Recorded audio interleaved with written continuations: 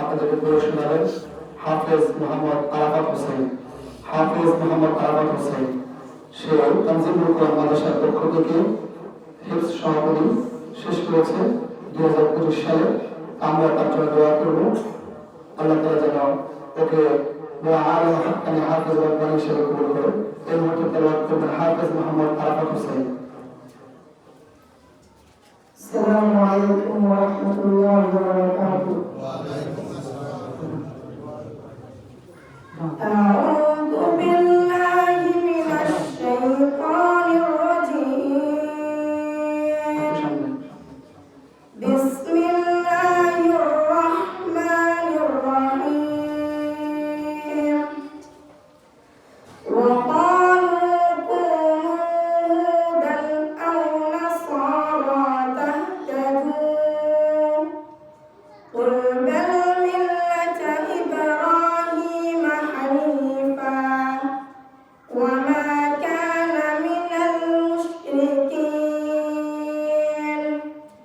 قولوا آمنا بالله وما أنزل إلينا وما أنزل إلينا وما أنزل إلى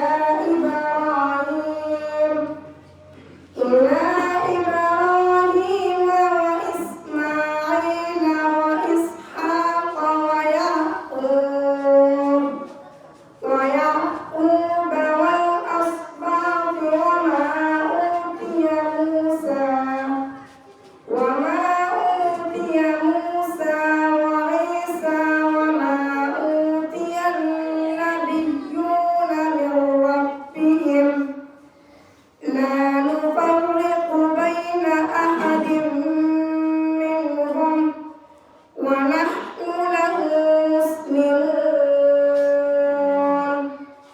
فإن آمنوا بمثل ما آمنتم به فقد اهتدوا وإن تولوا فإنما هم في شقاق فسيكفيكهم الله وهو السميع العليم.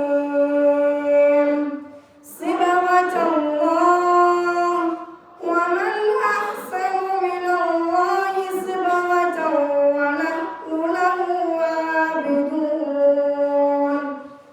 قل أتحجوننا في الله وهو ربنا وربكم ولنا أعمالكم ولكم أعمالكم ونحن له مخلصون. تلك أمة قد خلت لها ما كسبت ولكم ما كسبتم ولا تسألون عما كانوا يعملون. صدق الله العظيم. السلام عليكم ورحمة الله وبركاته. মাশাআল্লাহ। তো আরাফাতের বাবা হাফেজুল কোরআনের বাবা এখানে উপস্থিত আছে, আমার নানা উপস্থিত আছে। আপনারা একটু আমরা মসজিদের জন্য মুক্ত হস্তে দান করে বেশি বেশি দান করার চেষ্টা করি।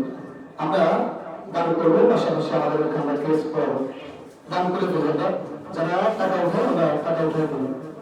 এরপর যে তাকে সম্মাননা টেস্ট করানো হবে, টেস্ট দেওয়া হবে আমাদের যারা সরব জুড়ে ভাই এবং আমাদের শ্রদ্ধেয় বড় ভাই যারা সরব সাহেব।